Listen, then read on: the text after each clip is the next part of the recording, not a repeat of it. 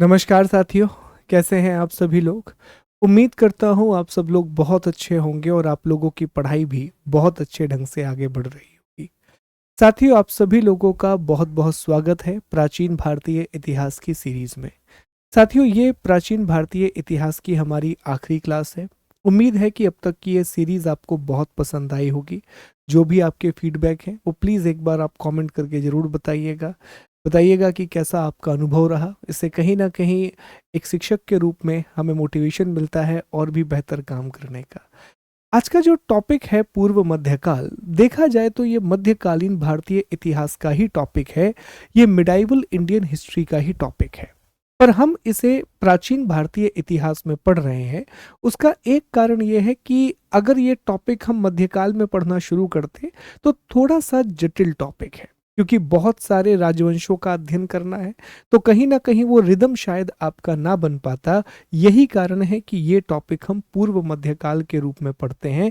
ये टॉपिक हम early medieval के रूप में पढ़ते हैं। और जब हम मध्यकाल का इतिहास पढ़ना शुरू करते हैं तो वो हम शुरू करते हैं अरबी आक्रमण से, फिर तुर्की आक्रमण से, उसके बाद दिल्ली सल्तनत की स्थापना, बीच में फिर हम विजयनगर और बहमनी साम्राज्य की चर्चा करते हैं, सूफी और भक्ति आंदोलन की चर्चा करते हैं, मुगलों की चर्चा करते हैं, मराठों की चर्चा करते हैं और उस टॉपिक को फिर हम समाप्त कर देते हैं साथियों।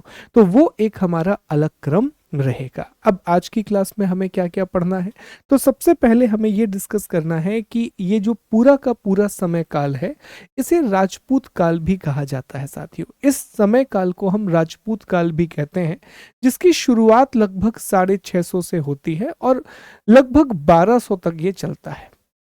650 से लेकर के 1200 ईसा तक या एडी तक ये पूरा का पूरा समय काल चलता है। तो एक अच्छा खासा टाइम पीरियड रहा है साथियों।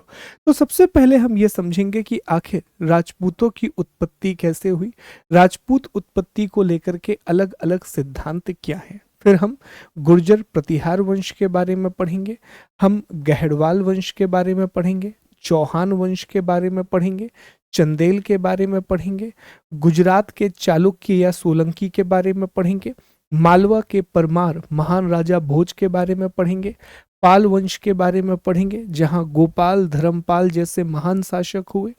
इसके बाद साथियों हम अन्य शासकों में, अदर रूलर्स में, हम सैन वंश की चर्चा करेंगे। ये बंगाल में है, माफ कीजिए गलती से कर्नाटक लिख गया है। तो बंगाल के सैन वंश के बारे में हम पढ़ेंगे। कलचुरी मध्य प्रदेश में जो रहे उनके बारे में पढ़ेंगे। कश्मीर के कारकोट, उत्पल और लोहार वंश के बारे में हम पढ़ेंगे। इसी के साथ हमारा ये टॉपिक कंप्लीट हो जाएगा और पूरी तरह से हम इन सभी टॉपिक के जो भी बेसिक फैक्ट हैं वो जान पाएंगे। देखिए, यहाँ से भी ना सवाल बहुत बनते हैं। मैं बार बार कह रहा हूँ कि ये टॉपिक छोटे जरूर हैं पर बहुत काम के टॉपिक हैं, बहुत आसान प्रश्न बनते हैं। अगर इन टॉपिक की एक बेसिक समझ भी आपके अंदर आ गई तो मान के चलिए कि बहुत अच्छी तरह से आप प्रश्नों को अटेम्प्ट कर पाएंगे साथियों। एक छोटी सी खबर आई है, हमने पिछली क्लास में चोल के बारे में पढ़ा था साथियों। तो हाल ही में हमारे जो प्रधानमंत्री हैं श्री नरेंद्र मोदी, इन्होंने दौरा किया है दक्षिण भारत में तमिलनाडु का। और तमिलनाडु में एक जगह है जिसके बारे में हमने कल पढ़ा था, गंगई कोंडा चोलपुरम। अगर आपको याद हो तो हमने डिस्कस किया था कि सर, एक चोल राजा हुए जिनका नाम था राजेंद्र प्रथम। और जब जब राजेंद्र प्रथम ने पाल राजाओं को हराया था, तो पाल राजाओं को हराने के बाद उन्होंने गंगई गंगई कोंड चोलपुरम की स्थापना की थी और गंगई कोंड की उपाधि भी धारण की थी। तो वहां पर भगवान शिव का मंदिर है गंगई कोंड चोलपुरम में, त्रिचनापल्ली के पास जो इलाका है वहां भगवान शिव का एक ऐतिहासिक मंदिर है। उस मंदिर में मोदी जी गए। राजेंद्र प्रथम जो महान चोल राजा हुए, उनके नाम के सिक्के का अनावरण किया। इसके अलावा साथियों यहाँ एक महोत्सव होता है जो है आदि तिरुवथिराई महोत्सव। आदि तिरुवथिराई तिरुवथिराई महोत्सव। अब ये प्रश्न पूछ लिए जाते हैं क्योंकि महोत्सव भी किसी ना किसी रूप में इतिहास का ही हिस्सा है। तो यहाँ से ये प्रश्न पूछे जा सकते हैं कि आदि तिरुवथिराई महोत्सव का आयोजन कहाँ किया जाता है। तो ये तमिलनाडु में जो गंगई कोंडा चोलपुरम है वहां आयोजित किया जाता है। तो मैं बार बार कहता हूं कि इतिहास को पढ़ने के बाद इतिहास से जुड़ा हुआ जो करंट अफेयर्स है आपको बहुत अच्छे से समझ में आएगा, हर एक बात आपको बहुत अच्छे से समझ में आएगी साथियों। तो इन चीजों पर बने रहिए। अब चर्चा करते हैं हम राजपूतों की उत्पत्ति के बारे में, राजपूतों के ओरिजिन के बारे में। देखिए, ये माना जाता है कि एक संस्कृत शब्द है साथियों, ये माना जाता है कि एक संस्कृत शब्द हुआ राजपुत्र। ठीक, राजपुत्र एक संस्कृत शब्द था और इसी राजपुत्र नाम के संस्कृत शब्द से राजपूत शब्द की उत्पत्ति हुई है। यहीं से ये राजपूत शब्द आया है। सामान्यतः जो राजपूत हैं ये क्षत्रिय वर्ण से बिलोंग करते हैं, वर्ण व्यवस्था के क्रम में ये क्षत्रिय वर्ण से बिलोंग करते हैं, अर्थात ये योद्धा और शासक वर्ग रहे हैं, ये वॉरियर और रूलिंग क्लास रही है।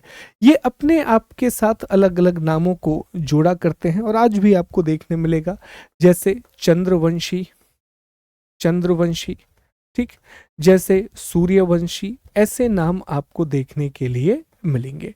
अब सवाल ये आता है कि सर आखिर राजपूतों की उत्पत्ति कैसे हुई, आखिर राजपूतों का ओरिजिन कैसे हुआ। तो ओरिजिन को लेकर के भी बहुत अलग अलग तरह के सिद्धांत हैं और दसों प्रकार की थ्योरी दी गई हैं। हमें बस दो थ्योरीज याद रखनी है जहां से सवाल बनने की संभावना सबसे ज्यादा है। इसमें पहला जो नाम आता है साथियों वो चंद बरदाई का आता है। निश्चित तौर पे आपने इनका नाम सुना होगा। जो चंद बरदाई हैं ये पृथ्वीराज तृतीय, जिन्हें हम पृथ्वीराज चौहान के नाम से जानते हैं, पृथ्वीराज तृतीय राय पिथौरा, इनके दरबार में रहते थे साथियों। और इन्होंने एक पुस्तक लिखी और उस पुस्तक का नाम है पृथ्वीराज रासो।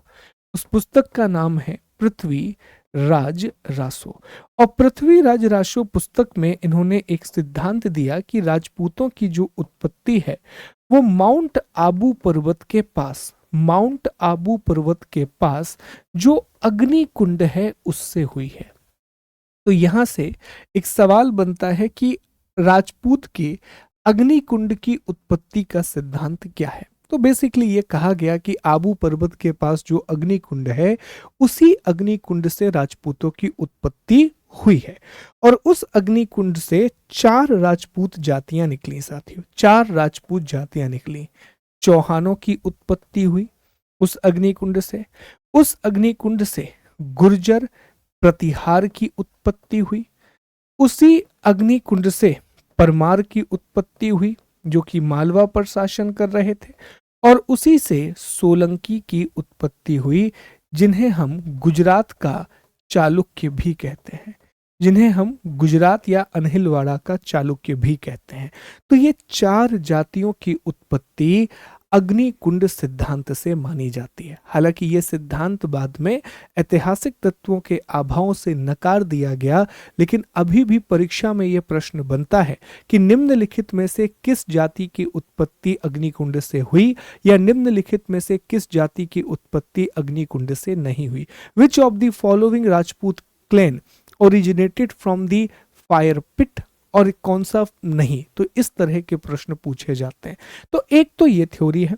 दूसरी थ्योरी जो कर्नल टॉड ने प्रस्तुत की है, और कर्नल टॉड एक बहुत बड़ा नाम है विशेष तौर पर राजस्थान के इतिहास में। जो कर्नल टॉड है साथियों, कर्नल टॉड ये एक बहुत बड़ा नाम है। तो कर्नल टॉड साहब जो हैं इन्होंने कहा कि देखिए राजपूतों की जो उत्पत्ति है, राजपूतों का जो ओरिजिन है, ये कर्नल टाड साहब कह रहे हैं। तो कर्नल टाड साहब कह रहे हैं कि राजपूतों की उत्पत्ति विदेशियों से हुई है, इनकी उत्पत्ति फॉरेनर्स से हुई है। उन्होंने कहा कि भारत पर अलग अलग विदेशियों ने आक्रमण किया और इन्हीं विदेशियों की मिश्र जाति के रूप में राजपूतों की उत्पत्ति हुई। जैसे भारत पर शकों ने भी आक्रमण किया, सीथियन ने, भारत पर कुषाण ने भी आक्रमण किया, भारत पर हूण ने भी आक्रमण किया, और भी बहुत सारी जातियां रही हैं, सीथियन रहे हैं, पार्थियन रहे हैं। तो उन्होंने कहा कि राजपूतों की जो उत्पत्ति है वो विदेशी उत्पत्ति है, वो फॉरेन एक प्रकार से ओरिजिन है। तो ये दो सिद्धांत सबसे ज्यादा प्रमुख हैं जो आपको याद रखना है। यही बातें हमने यहाँ पर भी साथियों लिखी है, जो आप देख सकते हैं कि चौहान हैं, परमार हैं, गुर्जर प्रतिहार हैं, चालुक्य हैं, ये सारी बातें हमें यहाँ देखने के लिए मिलेंगी। उसके अलावा आप यह भी देख सकते हैं कि यहाँ एक अच्छा सा डायग्राम है जिसमें लिखा है आबू पर्वत चंद बरदाई का पृथ्वी राजराशो। विदेशी उत्पत्ति में कर्नल टॉड का नाम शामिल है। प्राचीन क्षत्रियों की संतान जो सूर्यवंशी चंद्रवंशी उत्पत्ति, इसमें GH ओझा का सिद्धांत शामिल है। इसके अलावा साथियों समझ पाए विभिन्न जातियों के मिश्रण में विशुद्धानंद पाठक का नाम है। ब्राह्मण वंशीय उत्पत्ति में दशरथ शर्मा का नाम शामिल है। वही दशरथ शर्मा है साथियों ये जिन्होंने सिंधु घाटी सभ्यता की तीसरी राजधानी कालीबंगन को बताया था। तो उम्मीद है कि यहाँ तक आपको ये टॉपिक बहुत अच्छे से क्लियर हुआ होगा। ठीक है साथियों, यहाँ तक ये टॉपिक जो है वो आपको अच्छे से क्लियर हुआ होगा।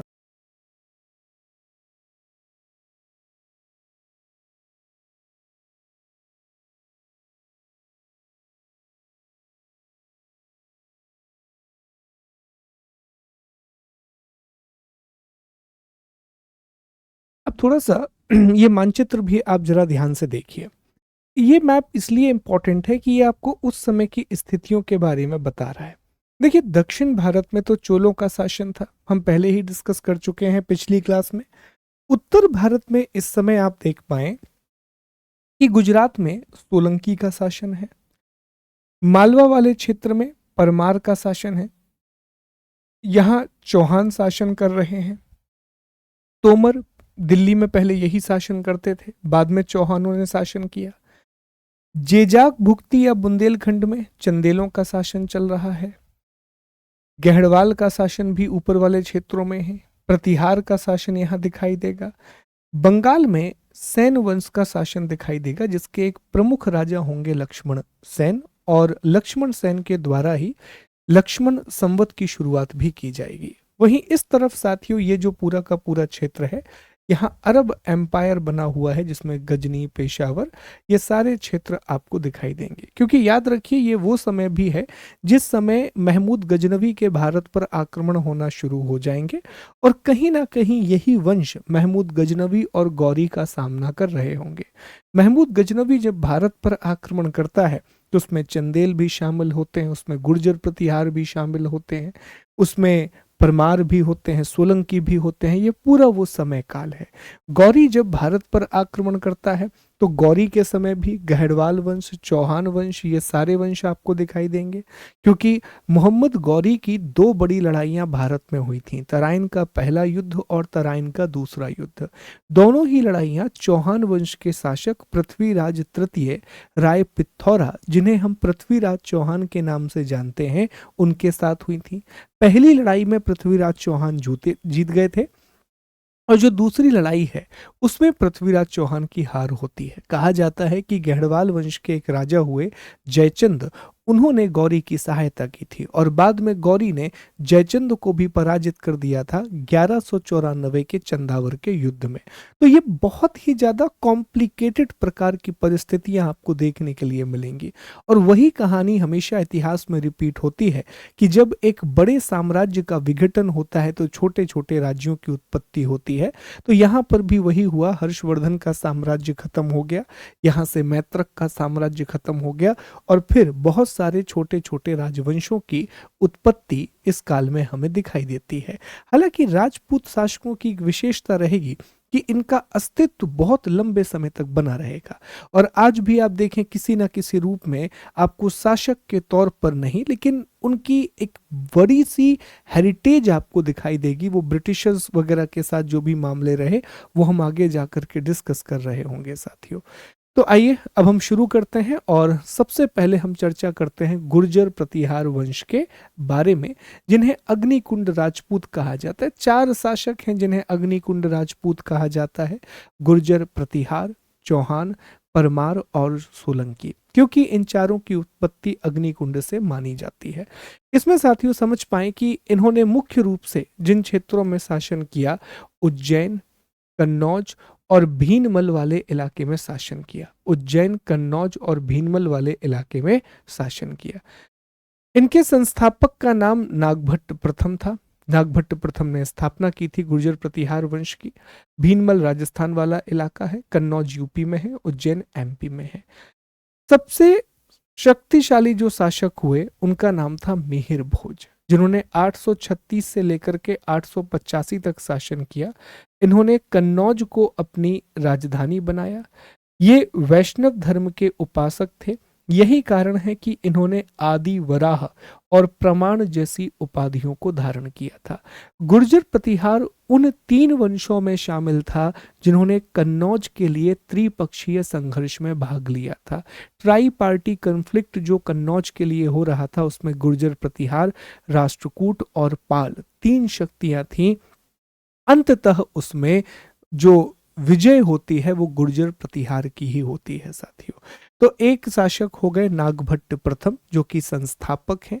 क्षेत्र उज्जैन, कन्नौज, भीनमल में है। और सबसे शक्तिशाली शासक जो हुए वो मिहिर भोज हुए। राजधानी कन्नौज, वैष्णव धर्म के उपासक थे, आदि वराह और प्रमाण की उपाधियां धारण की। इसमें साथियों समझ पाइए कि ये जो इलाका है, इतने बड़े क्षेत्र पर भी गुर्जर प्रतिहारों ने एक समय पर शासन किया है। ये पाल वंश का शासन है। परमार हैं, राष्ट्रकूट हैं, ये बीच में अलग अलग वंश के शासन देखने के लिए मिलेंगे।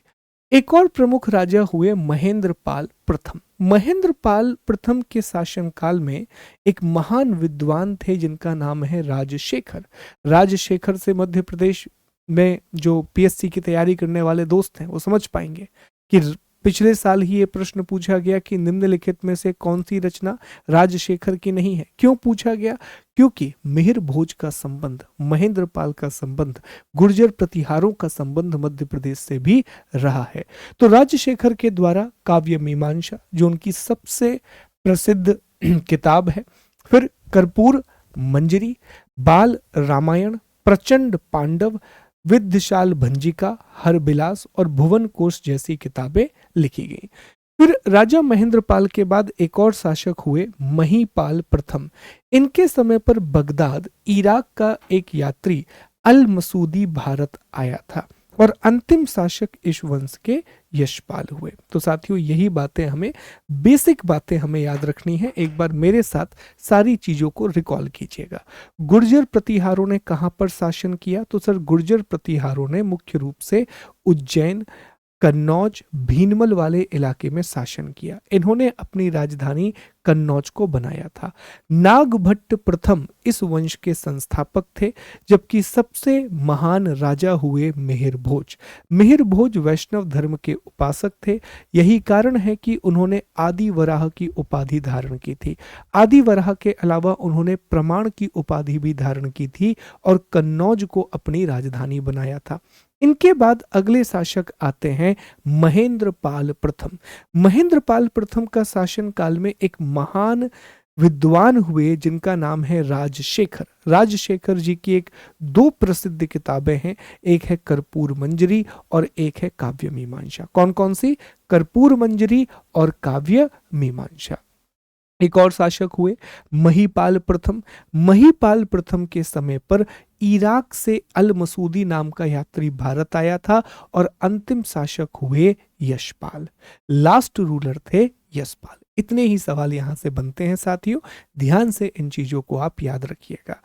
ठीक है, आगे बढ़ते हैं। इसके बाद अगला जो नाम आता है वो है गहड़वाल वंश का या राठौर राजवंश का।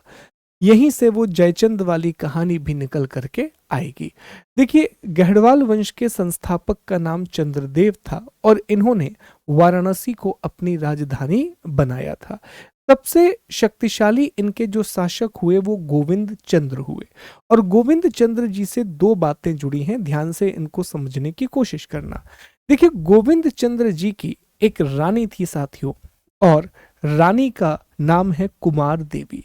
रानी का नाम क्या है? कुमार देवी। अब चूंकि इनकी राजधानी क्या है? बनारस है, इनकी कैपिटल बनारस है। बनारस के पास ही आप जानते हैं कि सारनाथ नाम की जगह है, जो एक प्रसिद्ध बौद्ध तीर्थ स्थल है। तो इनकी रानी कुमार देवी ने क्या किया, जो सारनाथ वाला इलाका है साथियों, तो सारनाथ में एक धर्म चक्र जिन विहार की स्थापना करी।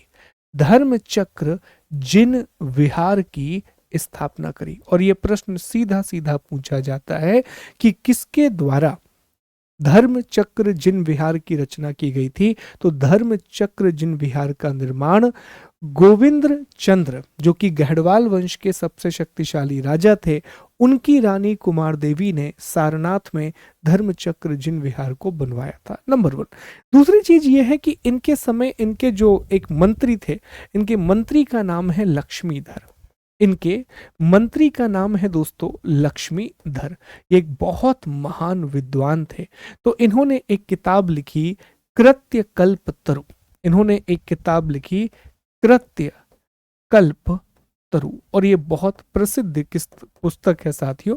तो ये 2 बातें याद रखनी है। तीसरा, यहीं से राजा जयचंद का संबंध है साथियों, और कहा जाता है कि पृथ्वीराज तृतीय ने राजा जयचंद की बेटी संयोगिता से इनको प्रेम था, और इनका स्वयंवर हो रहा था संयोगिता का। तो स्वयंवर से पृथ्वीराज चौहान उठा करके ले आते हैं।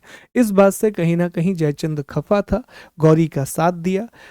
तराइन के दूसरे युद्ध में पृथ्वीराज चौहान की हार होती है, लेकिन 1194 में मोहम्मद गौरी ने चंदावर के युद्ध में जयचंद को भी खत्म कर दिया, और इस तरह गढ़वाल वंश की समाप्ति होती है। तो वो पूरी कहानी है कि अंतिम शासक जयचंद हुआ।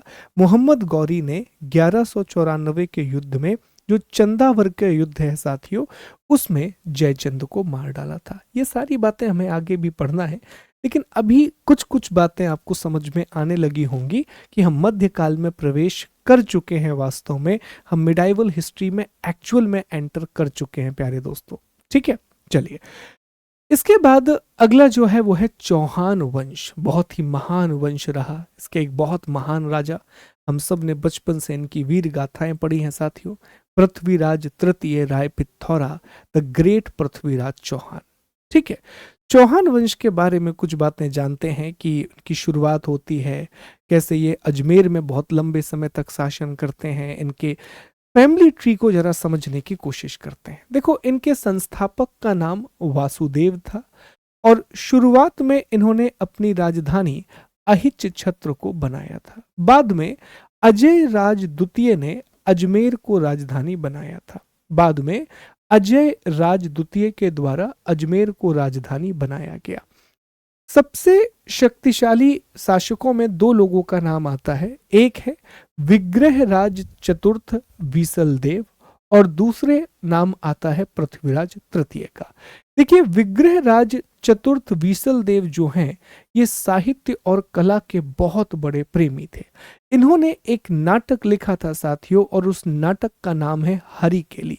हरिकेली नाम का इन्होंने एक संस्कृत नाटक लिखा था, और इन्होंने अजमेर में एक सरस्वती कंठाभरण मतलब संस्कृत का एक महाविद्यालय बनवाया था, जो उस समय संस्कृत की शिक्षा का एक बड़ा केंद्र माना जाता था। कालांतर में जब उत्तर भारत में दिल्ली सल्तनत की स्थापना हो गई, नॉर्थ इंडिया में दिल्ली सल्तनत एस्टैब्लिश हो गई, तो दिल्ली सल्तनत के शासक कुतुबुद्दीन ऐबक ने उस क्षेत्र में 2.5 दिन का झोपड़ा नाम की मस्जिद बनाई। आज भी दीवालों पर हरी केली नाटक का अंकन दिखाई देता है। तो ये प्रश्न भी पूछा जाता है कि 2.5 दिन का झोपड़ा नामक मस्जिद पर किस संस्कृत नाटक के अंश दिखाई देते हैं? तो उस पर हरी केली नाम के संस्कृत नाटक के अंश दिखाई देते हैं, जो कि चौहान वंश के सबसे शक्तिशाली राजा विग्रह राज चतुर्थ विशल देव के द्वारा लिखा गया था, जिसमें विशल देव की कहानी है साथियों। ये हमें याद रखना है। इसके बाद एक और पॉइंट है that you need to remember कि अगले जो है वो है राज कवि सोमदेव कृत ललित विग्रह राज। तो राजकवि इनके सोमदेव हुए, और राजकवि सोमदेव ने एक और किताब लिखी, ललित विग्रह राज। तो इसके बारे में भी आपको याद रखना है साथियों कि ललित विग्रह राज नाम की जो किताब है वो आचार्य सोमदेव ने लिखी थी। यहां से प्रश्न पूछे जाते हैं, क्वेश्चंस पूछे जाते हैं। मैं अभी सारी चीजें आपको रिकॉल भी करा दूंगा। अब देखें, ये जो है अर्णोराज एक राजा हुए। इनके रानियां थी, एक रानी थी सुधवा और दूसरी रानी थी कांचन देवी। सुधवा से ही इनके पुत्र हुए थे विग्रहराज चतुर्थ, विग्रहराज फोर्थ। और कंचन देवी के जो बेटे हुए वो सोमेश्वर हुए, और सोमेश्वर के जो बेटे हुए उनका नाम था पृथ्वीराज तृतीय, जिन्हें हम राय पिथौरा या पृथ्वीराज चौहान के नाम से जानते हैं। तो अब हम चर्चा करेंगे पृथ्वीराज तृतीय के बारे में, अर्थात पृथ्वीराज चौहान के बारे में। अंतिम महान शासक इस वंश के पृथ्वीराज चौहान होते हैं साथियों। तो अब तक हमने क्या पढ़ा कि वासुदेव के द्वारा इस वंश की स्थापना की गई थी। शुरुआत में इनकी राजधानी अहिच छत्र थी। अजय पाल ने इनकी राजधानी को अजमेर में स्थानांतरित किया। पहले शक्तिशाली राजा हुए जिनका नाम था विग्रहराज चतुर्थ। विग्रहराज चतुर्थ ने अजमेर में एक संस्कृत महाविद्यालय की स्थापना कराई। उस महाविद्यालय की दीवारों पर उन्होंने एक नाटक लिखा था, हरिकेली। पूरा तो उपलब्ध नहीं है, पर संस्कृत में एक नाटक लिखा था हरिकेली, उसका अंकन करवाया। बाद में कुतुबुद्दीन ऐबक ने उसी विद्यालय को 2.5 दिन का झोपड़ा नामक मस्जिद में बदल दिया। इनके दरबार में सोमदेव नाम के एक विद्वान रहते थे, जिन्होंने ललित विग्रह राज नाम की एक महान पुस्तक लिखी है प्यारे साथियों। अब हम चर्चा करेंगे पृथ्वीराज तृतीय के बारे में, जिन्हें राय पिथौरा के नाम से जाना जाता है। देखिए, पृथ्वीराज तृतीय की जो जानकारी मिलती है वो हमें 2 पुस्तकों से मिलती है। एक तो राजकवि इनके हुए चंद्रवरदाई, इन्होंने हिंदी भाषा में एक महाकाव्य लिखा पृथ्वीराज राशो, यहां से जानकारी मिलती है। और दूसरी जयनक के द्वारा लिखे गए पृथ्वीराज विजय नाम के संस्कृत काव्य से जानकारी मिलती है। हमें लगता है कि पृथ्वीराज रासो जो है ना वो बड़ा कॉमन प्रश्न हो गया है, और लगभग हर एक व्यक्ति को पृथ्वीराज रासो के बारे में पता होता है साथियों। लेकिन ये सवाल अब पूछा जाने लगा है कि पृथ्वीराज विजय नाम के ग्रंथ की रचना किसने की थी। तो पृथ्वीराज विजय नाम के ग्रंथ की जो रचना है साथियों, ये जैनक के द्वारा की गई थी। किसके द्वारा की गई थी? जैनक के द्वारा की गई थी। और ये संस्कृत में लिखा गया एक काव्य है, ये संस्कृत भाषा में लिखा गया एक काव्य है। तो ये दोनों बातें याद रखना कि पृथ्वीराज तृतीय की जानकारी हमें 2 महत्वपूर्ण पुस्तकों से मिलती है। एक है जैनक के द्वारा लिखे गए पृथ्वीराज विजय से, और दूसरा चंद्रवरदाई के द्वारा लिखे गए पृथ्वीराज रासो से। It's very very important. ठीक, अब इन्हें कहा जाता है हिंदू गौरव का अंतिम सूर्य, इन्हें कहा जाता है दल पुलंग अर्थात विश्व विजेता, इन्हें कहा जाता है साथियों इनके बारे में ये 2 बातें हैं कि हिंदू गौरव का अंतिम सूर्य, दल पुंगल और राय पिथौरा, ये 3 बातें कही जाती हैं। पृथ्वीराज तृतीय जो शुरुआत में क्या हुआ कि जब इनके फादर की डेथ हो गई, सोमेश्वर की डेथ हो गई, तो इनकी उम्र बहुत कम थी। तो उस समय इनकी जो माता हैं कर्पूर देवी, जो कि कलचुरी राजा अचल राज की पुत्री थी, उन्होंने संरक्षिका के तौर पर काम किया था। तो हमने बताया था आपको कि मध्य प्रदेश के जबलपुर के, जिसको त्रिपुरी कहा जाता था, उस क्षेत्र में कलचुरियों का शासन था, और कलचुरी से पृथ्वीराज चौहान जुड़े हुए हैं। तो उनकी माता जो है कर्पूर देवी, वो संबंधित थी कलचुरियों से। तो उन्होंने पृथ्वीराज तृतीय की संरक्षिका के तौर पर शासन किया था, और फिर जब वो बड़े हो गए तो उन्होंने खुद शासन को संभाला था साथियों। चंदेल राजा परमार्दी देव को 1182 में तुमुल के युद्ध में इन्होंने हराया था, जिसमें परमार्दी देव के 2 सेनापति आल्हा और उदल माने गए थे। अब आल्हा उदल बुंदेलखंड क्षेत्र में बहुत ही ज्यादा मान के चलिए कि एक वीरतापूर्ण 2 चरित्र हैं साथियों, और आल्हा उदल का गायन किया जाता है मध्य प्रदेश में। तो आल्हा उदल जो है वो चंदेल राजा परमार्दी देव के सैनिक थे। ये याद रखना है आपको, ये उनके सेनापति थे। ये सीधा प्रश्न पूछा जाता है कि आल्हा और ऊदल का संबंध किससे था, तो चंदेल राजाओं से उनका संबंध था, चंदेल राजा परमार्दी देव से। तो चंदेल राजा परमार्दी देव का युद्ध हुआ था पृथ्वीराज तृतीय से, तुमुल का युद्ध कहा जाता है, और इस युद्ध में आल्हा और ऊदल की जान चली गई थी साथियों। अगली चीज जो सबसे महत्वपूर्ण है वो है तराइन के युद्ध। तराइन के दो युद्ध हुए। तराइन का पहला युद्ध 1191 में हुआ, दूसरा युद्ध 1192 में हुआ। तराइन के पहले युद्ध में पृथ्वीराज चौहान की जीत हो जाती है, लेकिन अपने उदारतापूर्ण रवैये के कारण वह मोहम्मद गौरी को जिंदा छोड़ देते हैं। दूसरे युद्ध में उन्हें अपने आसपास की सेनाओं का समर्थन नहीं मिला, तो दूसरे युद्ध में पृथ्वीराज चौहान की हार हो जाती है साथियों। तो तराइन का पहला युद्ध 1191 में हुआ और दूसरा युद्ध 1192 में हुआ। पृथ्वीराज चौहान के घोड़े का नाम नाट्यरंभा था और इनके मुख्य सेनापति खांडे राव थे। नाट्यरंभा प्रश्न पूछा गया है साथियों कि पृथ्वीराज चौहान के घोड़े का नाम क्या था, नाट्यरंभा। रणथंभौर के जैन मंदिर का शिखर पृथ्वीराज चौहान ने ही बनवाया था। रणथंभौर में जो जैन मंदिर का शिखर है वो पृथ्वीराज चौहान ने बनवाया था। अनंगपाल तोमर दिल्ली के अंतिम तोमर राजा हुए जिन्होंने पृथ्वीराज चौहान को दिल्ली सौंप दी थी। तो अनंगपाल तोमर ने ही पृथ्वीराज चौहान को दिल्ली सौंपी थी। शुरुआत में जैसा हमने कहा कि तोमरों का शासन दिल्ली पर रहा, बाद में अनंगपाल तोमर ने दिल्ली का शासन पृथ्वीराज चौहान को सौंप दिया था। तो इतनी बातें आपको किसके बारे में याद रखनी है साथियों, इतनी बातें चौहान वंश के बारे में आपको पता होनी चाहिए, चौहान डायनेस्टी के बारे में पता होनी चाहिए कि इनकी शुरुआत अहिच छत्र से हुई, फिर इन्होंने अजमेर को अपनी राजधानी बनाया, बाद में ये दिल्ली वाला क्षेत्र इनको मिला जो कि अनंगपाल तोमर से इन्हें मिला था। अनंगपाल तोमर से हमने यह भी देखा कि वासुदेव इस वंश के संस्थापक हुए। महान राजा विग्रहराज चतुर्थ हुए जिन्होंने हरि केली नाम का नाटक लिखा। इनके जो कवि हैं सोमदेव, उन्होंने ललित विग्रहराज नाम का नाटक लिखा। पृथ्वीराज तृतीय जिन्हें राय पिथौरा कहा जाता है, पृथ्वीराज तृतीय जिन्हें राय पिथौरा कहा जाता है साथियों, इन्हीं के समय पर हमें देखने मिलता है कि तराइन का पहला युद्ध 1191 में होता है। तराइन का दूसरा युद्ध 1192 में होता है मोहम्मद गौरी के साथ, जो कि एक तुर्की आक्रांता था। तुर्की आक्रांता था साथियों। ठीक, बस ये बेसिक बातें आपको पता होनी चाहिए। आइए आगे बढ़ते हैं।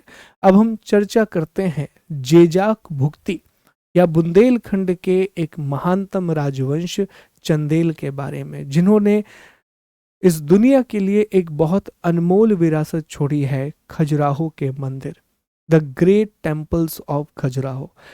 खजुराहो के मंदिर को मैं व्यक्तिगत रूप से बहुत ज़्यादा प्रभावित होता हूँ साथियों, क्योंकि कई बार ना जब हम चर्चा करते हैं कि हमारे समाज में दकियानूसी बातें होती हैं, उस समय हमें याद करना चाहिए खजुराहो के मंदिर को।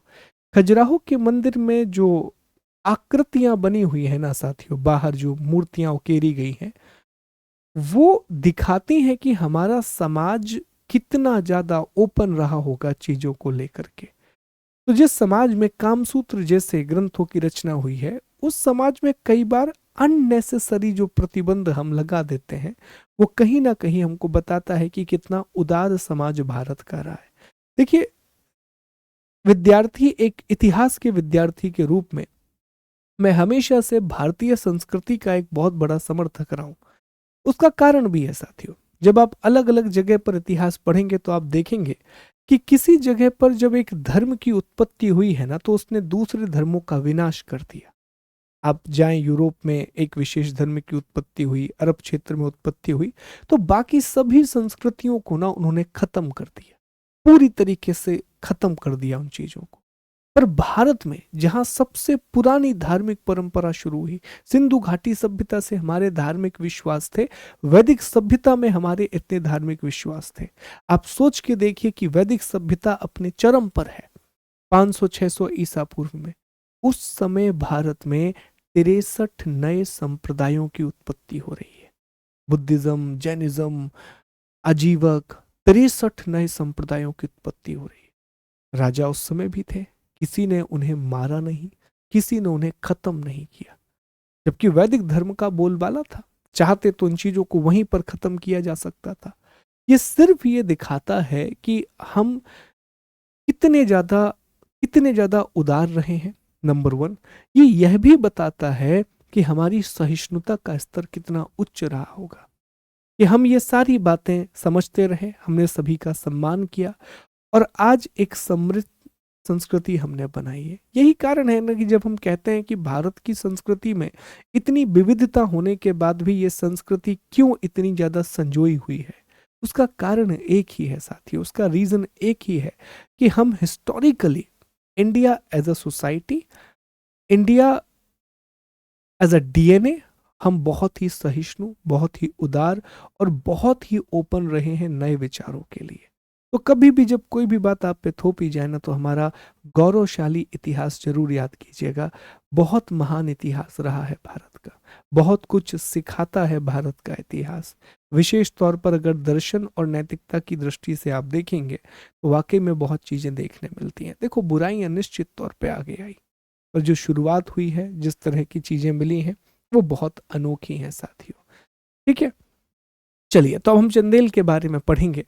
तो बुंदेलखंड वाले क्षेत्र को साथियों जेजाक भुक्ति कहा जाता था, और बुंदेलखंड का जो क्षेत्र है वो वर्तमान में उत्तर प्रदेश मध्य प्रदेश में आता है। कैन बेतवा रिवर लिंक परियोजना वाला क्षेत्र है, तो उसे जेजाक भुक्ति कहा जाता था। चंदेल वंश के संस्थापक का नाम नन्नुक था, ये प्रश्न पूछा गया है। इनकी प्रारंभिक राजधानी कालिंजर, और बाद में इन्होंने खजुराहो को राजधानी बनाया। हालांकि कालिंजर ही इनकी मुख्य राजधानी बनी रही, खजुराहो को इन्होंने सांस्कृतिक राजधानी मुख्य रूप से बनाया था। राजा धंग जो एक महान शासक हुए, उन्होंने अपनी राजधानी को कालिंजर से खजुराहो में स्थानांतरित किया था। सबसे प्रतापी राजा इस वंश के राजा यशोवर्मन हुए। यशोवर्मन सबसे प्रतापी राजा थे। उन्होंने प्रतिहार राजा देवपाल को हराया और विष्णु की प्रतिमा प्राप्त की, खजुराहो के विष्णु मंदिर में स्थापित किया राजा यशोवर्मन ने। राजा धंग साथियों, इन्होंने खजुराहो में जिन्ननाथ, विश्वनाथ और वैद्यनाथ मंदिर का निर्माण करवाया था। राजा धंग ने गंगा यमुना के संगम में शिव की आराधना करते हुए जल समाधि ग्रहण करके अपने प्राणों का त्याग किया था। Dhang gave up his body while worshipping at the confluence of Ganga and Yamuna. तो कहा जाता है राजा धंग के बारे में कि ये भी महानतम राजाओं में शामिल रहे, क्योंकि इन्हें ये लगा कि बहुत लंबे समय तक इन्होंने शासन किया है, एक अच्छा खासा 50-52 साल का रूलिंग पीरियड हो गया, फिर एक संन्यास की ओर ये आगे बढ़ गए। जैसे हमने चंद्रगुप्त मौर्य के बारे में पढ़ा था, ठीक इसी तरह की कहानी हमें यहाँ भी देखने के लिए मिलती है। राजा विद्याधर ये महानतम चंदेल शासकों में से एक है। जब महमूद गजनवी का भारत पर आक्रमण हुआ था साथियों, इस समय महमूद गजनवी भारत में है, वो आक्रमण कर रहा है, तो इन्होंने इनकी महत्वाकांक्षाओं का बहुत प्रतिरोध किया था और खजुराहो में महान कंदरिया महादेव का मंदिर बनाया था। कई परीक्षाओं में ये सीधा प्रश्न बनता है कि कंदरिया महादेव के मंदिर का निर्माण किसने किया? तो कंदरिया महादेव का जो मंदिर है वो चंदेल राजा विद्याधर ने बनवाया था। साथ में विद्याधर ने कन्नौज के प्रतिहार शासक राज्यपाल की हत्या कर दी, क्योंकि उसने महमूद के आक्रमण का सामना किए बिना ही आत्मसमर्पण कर दिया था। Vidyadhar killed the Pratihara ruler Rajyapal because he surrendered to Mahmud without resistance. जब महमूद गजनवी का आक्रमण हुआ कन्नौज वाले क्षेत्र पर, जहां उस समय गुर्जर प्रतिहार वंश का शासन था, तो वहां के राजा थे राज्यपाल, बिना किसी विरोध के ही राज्यपाल ने आत्मसमर्पण कर दिया महमूद गजनवी के सामने। लोग मारे गए, मंदिरों को लूटा गया, बहुत ही तबाही हुई। इस बात से बहुत दुख हुआ विद्याधर को और विद्याधर ने राज्यपाल की हत्या कर दी थी साथियों। फिर चंदेल शासक कीर्तिवर्मन की राज्यसभा में कृष्ण मिश्र रहते थे, जिन्होंने प्रबोध चंद्रोदय नाम का ग्रंथ लिखा है। ये खजुराहो में ये जो मंदिर आप देख रहे हैं साथियों, ये कंदरिया महादेव का मंदिर है, जिसे विद्याधर ने बनवाया था। और वाकई में साथियों, क्योंकि मैं दमोह में रहता हूँ, बहुत पास में ये जगह है, कई बार मैं खजुराहो गया हूँ, मुझे बहुत अच्छा लगता है। ठंड के समय आप कभी भी जाइए, बड़ा अच्छा माहौल रहता है, बहुत ही खूबसूरत जगह है। एक मतलब मुझे अगर अभी तक सबसे अच्छी जगह लगी है, क्योंकि घर के भी पास है, सिर्फ ये रीज़न नहीं है, but I really genuinely feel very good जब भी मैं यहाँ पर जाता हूँ। मुझे बहुत अच्छा लगता है। एक अमरकंटक में मुझे बहुत अच्छा लगता है, और एक जगह यह है जहाँ बहुत अच्छा लगता है। तो कभी आपको समय मिले तो आप जाइए, और जब भी जाए ना तो एक प्रॉपर गाइड हायर कीजिएगा, प्रॉपर गाइड पहली बार में। हमें लगता है कि हम गाइड को हायर ना करके पैसे बचा रहे, नहीं, आप पैसे नहीं बचा रहे हो, अपने घूमने का महत्व नहीं समझते। किसी भी जगह पे जाओ ना, ऑथेंटिक गाइड को जरूर हायर किया करो, ऑथेंटिक गाइड को। वो आपको हर चीज का महत्व समझाता है। नहीं तो अगर आप महत्व नहीं समझे ना दोस्तों, तो फिर तो ये पत्थर की इमारतें ही हैं, फिर तो आपको कुछ लगेगा ही नहीं, फिर तो लगेगा ये पत्थर की इमारतें हैं, और क्या है, आप घूम करके आ गए। पर जब वो उन मूर्तियों का महत्व आपको समझाएगा कि क्या है क्या नहीं है, तब कुछ दिमाग में आपकी भी चीजें आएंगी कि अच्छा ऐसे देखिए, इस तरह की मूर्तियां बनी है। ये बहुत सारी मूर्तियां आपको देखने के लिए मिलेंगी साथियों, बहुत सारी मूर्तियां देखने के लिए, ठीक है, जो काम वासना के विषयों पर आधारित हैं। खजुराहो में मुख्य रूप से हिंदू और जैन मंदिर स्थित हैं। हालांकि बुद्धिज्म के साक्ष्य भी यहाँ से मिलते हैं, पर मुख्य रूप से यहाँ हिंदू और जैन मंदिर स्थित हैं। आप मुझे कमेंट करके जरूर बताइएगा कि खजुराहो को किस साल यूनेस्को की विश्व धरोहर सूची में शामिल किया गया था। चलिए अब हम चर्चा करते हैं गुजरात के चालुक्य शासक या सोलंकी वंश के बारे में। गुजरात के सोलंकी या अनहिलवाड़ा के सोलंकी, जिनके शासनकाल में दो घटनाएं हुई। एक तो सोमनाथ मंदिर पर महमूद गजनवी का आक्रमण हुआ, और इन्हीं के समय माउंट आबू में निर्माण किया गया महान जैन दिलवाड़ा मंदिर का, द ग्रेट दिलवाड़ा टेम्पल का, ठीक है। तो संस्थापक जो है सोलंकी वंश के, वो मूल राज प्रथम है, जो कि शैव धर्म के अनुयायी थे। इनकी राजधानी अनहिलवाड़ या अनहिलवाड़ा थी। भीम प्रथम के समय महमूद गजनवी ने सोमनाथ के मंदिर पर आक्रमण किया, और भीम प्रथम के सामंत बिमल ने आबू पर्वत पर दिलवाड़ा मंदिर बनवाया था। इसकी चर्चा हमने पहले की है, उसमें भी बिमल के दो सैनिक थे मुख्य रूप से। प्रथम शक्तिशाली शासक यहाँ के जयसिंह सिद्धराज हुए। जयसिंह सिद्धराज यहाँ के प्रमुख शक्तिशाली शासक हुए। इनके दरबार में जैन विद्वान हेमचंद्र रहते थे, जिन्हें उस समय कालिकाल सर्वज्ञ कहा जाता था, कि कलयुग में भी सब कुछ जानने वाला तो कलिकाल सर्वज्ञ कहा जाता था। कुमार पाल चरित इनकी प्रमुख किताब है। मोडेरा में सूर्य मंदिर का निर्माण, जो गुजरात के महसाणा में है, सोलंकी राजाओं के शासनकाल में हुआ। सिद्धपुर में रुद्र महाकाल मंदिर का निर्माण हुआ, और जो जयसिंह सिद्धराज हैं, कंबात में एक मस्जिद टूट गई थी, तो उसके लिए जयसिंह सिद्धराज ने आर्थिक सहायता भी दी थी, इकोनॉमिक असिस्टेंस भी दिया था। तो ये क्या दिखा रहा है? ये अल्टीमेटली धार्मिक सहिष्णुता दिखा रहा है, ये रिलीजियस टॉलरेंस दिखा रहा है, कि एक तरफ आप आकर के मंदिरों को तोड़ दे रहे हो, लेकिन जब एक मस्जिद टूट रही है खंबात में, तो वहां जैसे सिद्धराज जैसे लोग हैं जो उस मंदिर को बनवाने के लिए आर्थिक मदद दे रहे हैं, इकोनॉमिक हेल्प दे रहे हैं। तो ये सारी चीजें रिलीजियस टॉलरेंस को रिप्रेजेंट करती है साथियों, ठीक है। चलिए ये देखिए, ये मंदिर है मोडेरा का सूर्य मंदिर। ये जो आप यहाँ देख रहे हैं साथियों, ये मोडेरा का सूर्य मंदिर है, दिलवाड़ा जैन टेम्पल अलग से है, तो ये मोडेरा का सूर्य मंदिर आपको दिखाई देगा, ठीक। ये यहाँ पर शासन करते थे चालुक्य। ये अनहिलवाड़ा वाला इलाका है साथियों।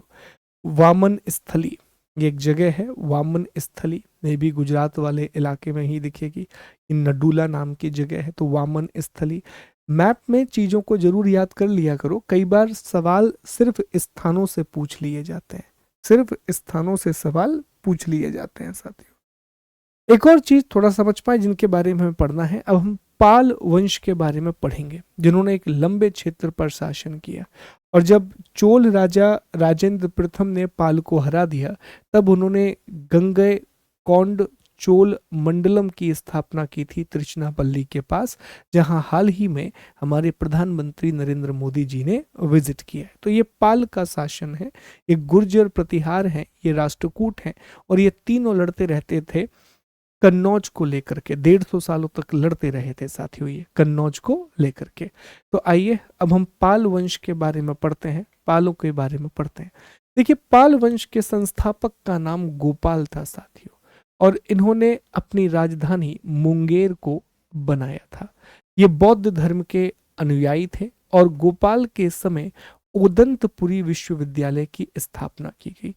गोपाल जनता के द्वारा प्रत्यक्ष रूप से चुना गया था। एक शासक न पल्लव में भी हुए हैं, मैं उनका नाम भूल रहा हूं, शायद नंदीवर्धन ही थे या नंदीवर्मन, वो भी जनता के द्वारा चुने गए थे। जनता ने उनका चुनाव किया था, मतलब जनता के समर्थन से। चुनाव का मतलब यहां पर है समर्थन से। तो गोपाल, इन्होंने उदंतपुरी विश्वविद्यालय बनाया, बिहार में ही है, बिहार वाले इलाके में उदंतपुरी है। बिहार वाले इलाके में नालंदा जो गुप्त राजा कुमार गुप्त ने बनाया था, और बिहार में ही आपको विक्रमशिला विश्वविद्यालय भी मिलेगा जो पाल राजाओं ने ही बनाया था। तो गोपाल जो इस वंश के संस्थापक थे, गोपाल जो कि इस वंश के संस्थापक थे, इन्होंने उदंतपुरी विश्वविद्यालय बनाया था साथियों, उदंतपुरी विश्वविद्यालय। जनता द्वारा प्रत्यक्ष रूप से इन्हें चुना गया था, जनता द्वारा प्रत्यक्ष रूप से इन्हें चुना गया था। सबसे महान शासक धर्मपाल हुए। धर्मपाल के शासन काल में सोमपुर विश्वविद्यालय और विक्रमशिला विश्वविद्यालय बना। तो ये भी याद रखना, हाल ही में एक एग्जाम में सोमपुर पूछ लिया। अब विक्रमशिला तो हमको याद रहता है कि पाल वंश के राजा धर्मपाल ने बनाया, लेकिन उन्होंने सोमपुर के बारे में सवाल पूछ लिया साथियों। तो ये भी याद रखेंगे कि सोमपुर और विक्रमशिला दोनों ही राजा धर्मपाल के द्वारा बनवाए गए थे। गुजराती कवि सोड्डल ने महाराजा धर्मपाल को उत्तर पथ स्वामी की उपाधि दी है। ठीक है, एक शब्द हमें मिलता है साथियों, अरघट्टा। अरघट्टा बेसिकली मध्यकालीन भारत में सिंचाई के लिए प्रयुक्त किया जाने वाला एक व्हील होता था। तो अरघट्टा सिंचाई का एक यंत्र है, ऐसा मान के चलिए, जिसका प्रयोग मध्यकालीन भारत में किया गया है।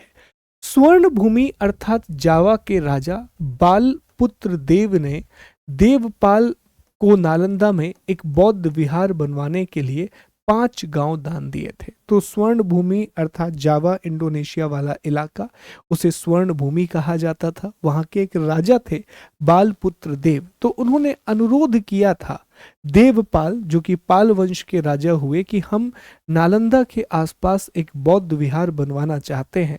तो देवपाल ने 5 गांव दान किए थे बालपुत्र देव को कि आप आइए और यहाँ पर आकर के बौद्ध विहार बनवा लीजिए। तो ये सब छोटे छोटे फैक्ट हैं कि किस राजा ने रिक्वेस्ट की, किससे की, ऐसे सवाल पूछ लिए जाते हैं साथियों। ठीक, फिर एक और वंश है जिसका नाम है सिसोदिया वंश। ठीक, सिसोदिया वंश, इन्होंने उदयपुर, चित्तौड़, मांडू, चंदेरी, इन क्षेत्रों पर शासन किया है सिसोदिया वंश ने। तो ये राजधानी इनकी चित्तौड़ रही। विजय स्तंभ का निर्माण राणा कुंभा ने चित्तौड़ में करवाया था, और खतौली का जो युद्ध हुआ उसमें राणा सांगा व इब्राहिम लोदी के बीच हुआ था। राणा सांगा की इसमें जीत हुई थी। बाद में हम राणा सांगा के बारे में और पढ़ेंगे जब हम बाबर के बारे में चर्चा करेंगे। फिलहाल बस इतना याद रखना कि राणा सांगा का जो संबंध है वो सिसोदिया वंश से रहा है। फिर एक सैन वंश, अभी आपको दिखाया था कि बंगाल में नदियां लखनौती को इन्होंने अपनी राजधानी बनाया था। इनके संस्थापक का नाम सामंत सेन है। देखिए, सैन शासक बल्लाल सेन ने दान सागर और अद्भुत सागर नाम के ग्रंथ लिखे। लक्ष्मण सेन सबसे महत्वपूर्ण राजा हैं। क्यों? एक तो इन्होंने लक्ष्मण संवत की शुरुआत की थी, नंबर 1।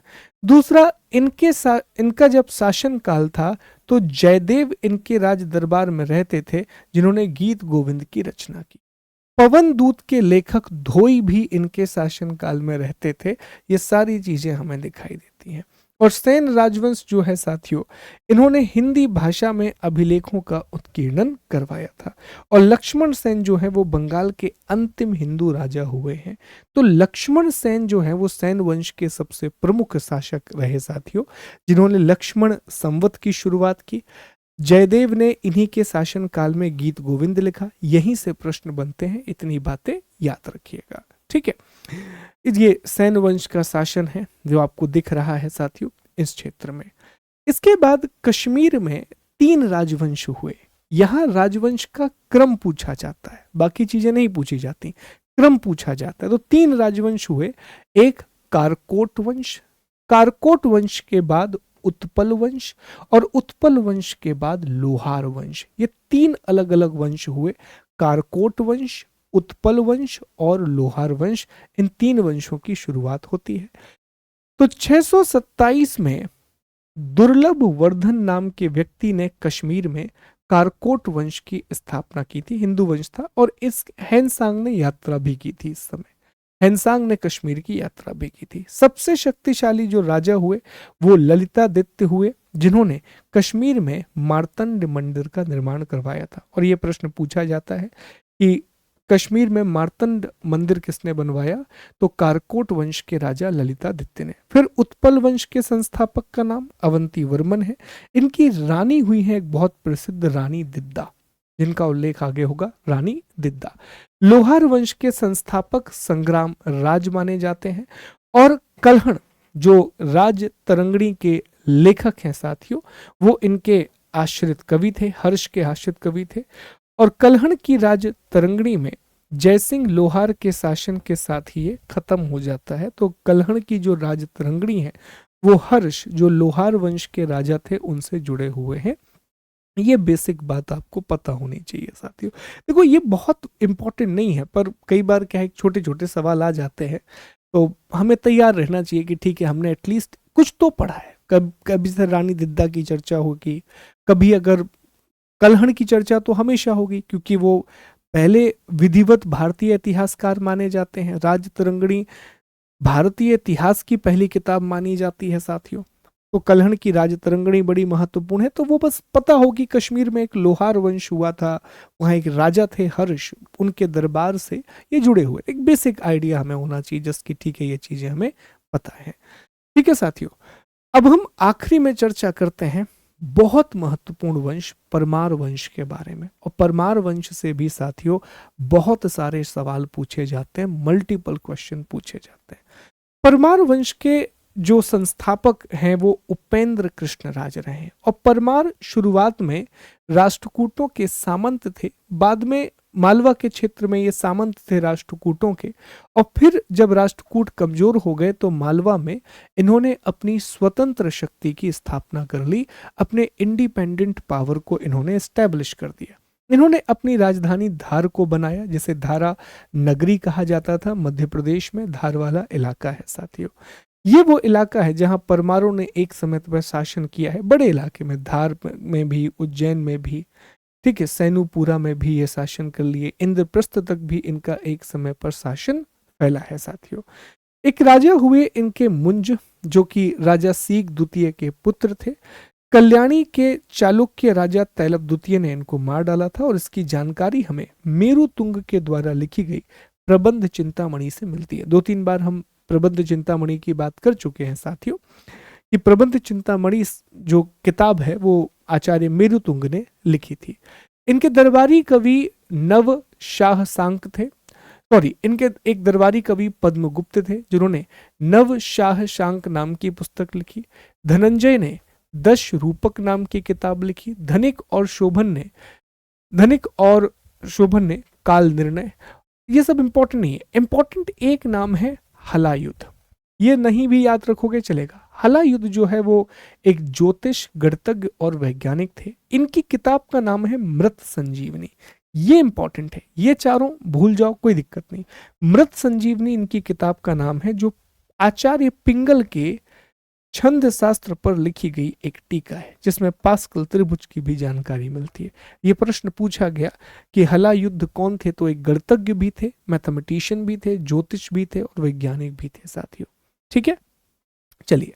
राजा भोज, महानतम राजा भोज, इनकी राजधानी धारा नगरी, वर्तमान धार। इन्हें मध्य युग का विक्रमादित्य, कविराज, त्रिकाल यज्ञ, सरस्वती कंठाभरण ऐसे नामों से जाना जाता है। कविराज तो इनकी बहुत प्रसिद्ध उपाधि है साथियों। इन्होंने बहुत सारी किताबें लिखी हैं जिसमें से दो इंपॉर्टेंट हैं, सरस्वती कंठाभरण और भोज प्रबंधम। ये दो किताबें महत्वपूर्ण हैं। बाकी ये लिस्ट है, कभी पढ़ लीजिएगा, पर ये दो किताबें बड़ी महत्वपूर्ण हैं। सरस्वती कंठाभरण, भोज प्रबंधम, व्यवहार मंजरी, श्रृंगार मंजरी, चंपू रामायण। ठीक है, व्यवहार मंजरी, श्रृंगार मंजरी और चंपू नारायण, ये उनकी प्रमुख किताबों में शामिल है। इन्होंने कुछ चीजों का निर्माण भी करवाया, जैसे भोजपुर भोपाल में, भोजासर तालाब भोपाल में, जो भोज तालाब है जिसे हम बड़ी झील के नाम से जानते हैं।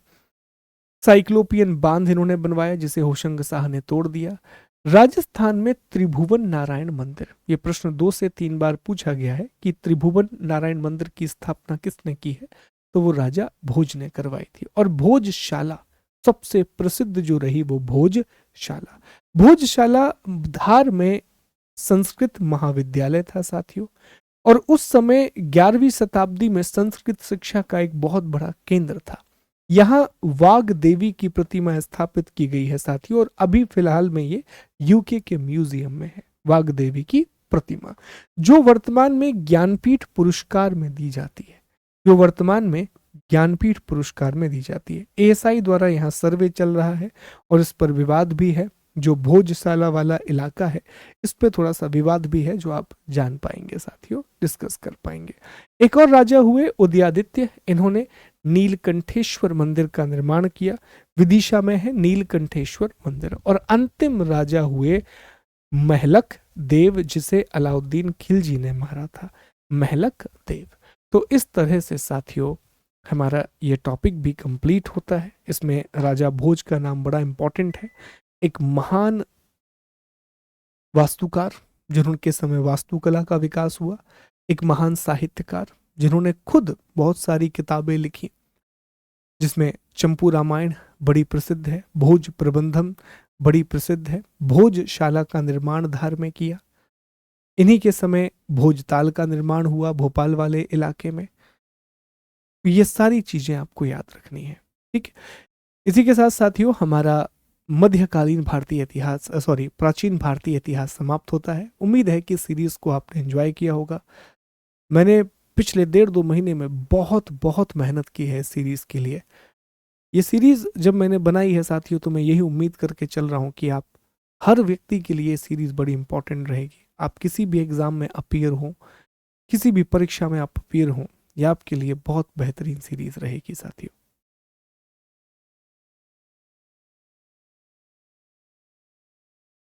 तो साथियों मुझे पूरी उम्मीद है कि ये सीरीज़ आपको बहुत पसंद आई होगी। प्लीज़ अपने फीडबैक आप ज़रूर क्लास के अंत में कमेंट में बताइएगा कैसी ये सीरीज़ रही।